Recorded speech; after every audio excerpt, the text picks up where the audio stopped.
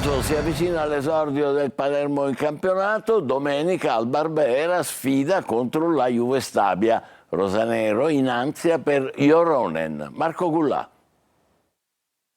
Il Palermo si avvicina all'esordio in campionato contro la Juve Stabia, in programma domenica sera, muovendosi tra il grande entusiasmo dei tifosi e la palpabile attesa per l'esito degli esami strumentali di Jes Joronen.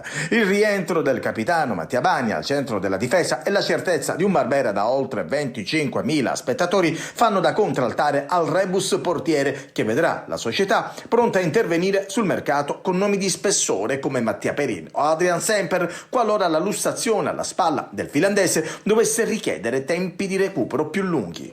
Ostia avrebbe già Perin opzionato, ma tutto dipende anche dalla Juventus, che non ha ancora deciso chi sarà il vice vicario. Di certo c'è che domenica contro la Juve Stabia alle 21 in porta ci sarà Fortin, che tra l'altro non si è comportato male nella gara contro il Lecce. Indisponibili per squalifica Pierozzi e Palumbo, ma ad Inzaghi le alternative non mancano. Potrebbe giocare dal primo minuto Strefezza, che sembra aver già trovato la condizione. A centrocampo invece ballottaggio aperto tra Segre ed Estevez. Il giovane centrocampista Di Marco sembra vicino al Catania, offerte per Dini e Di Gennaro. Domenica contro l'Inter Under 23, assente lo squalificato Caturano. Sergio Colosi.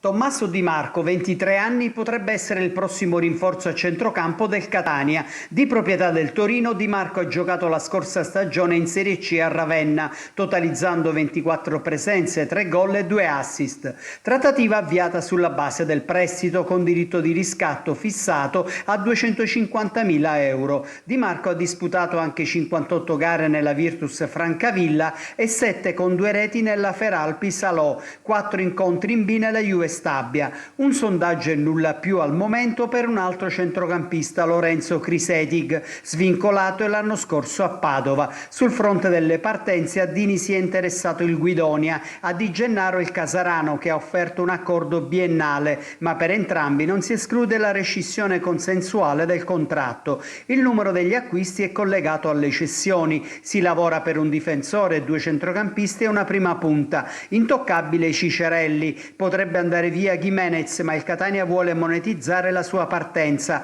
Al Pescara, già interessato a Gimenez, si è trasferito l'ex rossazzurro d'Ausilio, che un mese fa aveva firmato in Grecia con l'Iraklis. Il Catania, che domenica contro l'Inter Under 23 non potrà disporre dello squalificato Caturano, prosegue la preparazione a Mister Bianco, sede del quartier generale Etneo, sino alla conclusione di agosto. Ci fermiamo qui, grazie per averci seguito, l'appuntamento per altre notizie alle 20, buon pomeriggio.